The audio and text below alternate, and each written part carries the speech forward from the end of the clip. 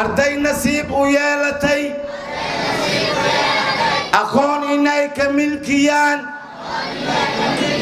إسكول كهوسة دهسرة سعادة. munaasabad ay ku qalin jibinayeen in ka badan 75 arday oo ka baxday dugsiga hoose dhexe sare ee Saacada ayaa lagu qabtay magaalada Muqdisho. Ardaydaas ayaa ka qalin jibiyay heerarka kala ah dugsiga dhexe iyo sare. Munaasabadaas waxaa goobjoog ahaa macallimiinta dugsiga, waalidiin, qaar ka mid ah jaamacadaha ka dhisan magaalada Muqdisho. Ugu horreyn waxaa halkaasi ka hadlay qaar ka mid ah waalidiintii lagu casuumay munaasabadaas. waxaa loo baahan yahay in carruurta dhammaan gabar iyo wiilba la geeyo madarasada iyo iskoolaadka intaba la geeyo diinta la baro waxbarashadana waa agta nuur waay waxbarasho la'aantana waa mugdi ilmaha hadday qur'aan bartaan waxay u baxayaan kitaab akhris masaajidkay galayaan waxaa la rabaa waqtigan waa ujeedinaa yiri tacliinta waa in la zaa'ideeyaa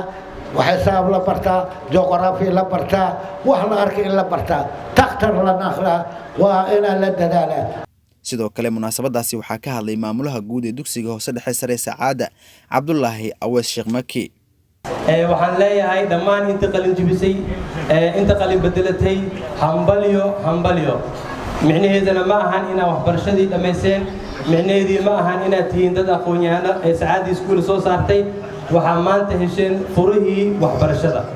waxaan rajaynaynaa waxbarashada meesha hadda aad ka joogtaan in aad ka sii wadi doontaan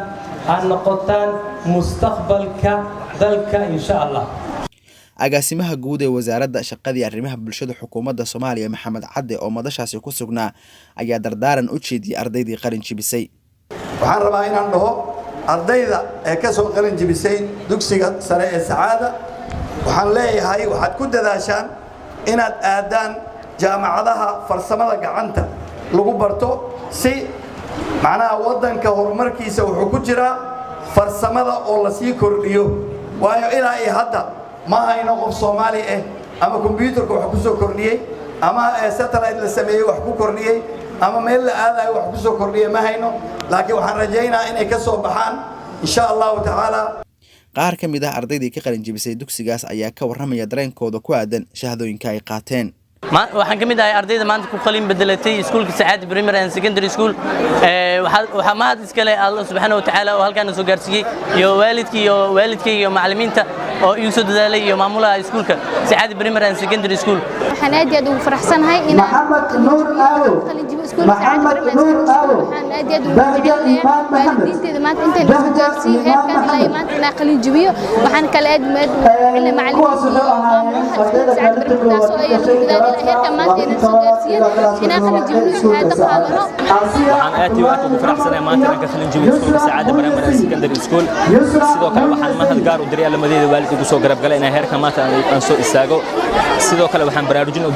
u dirayaa ardayda iga dambeeyay oo qalin jibin sanadka dambe ee dufcada labaad inay si ka fiican u dadaalaan insha Allah. Maxamed Cabdinaasir ayaan leh Universal TV Muqdisho.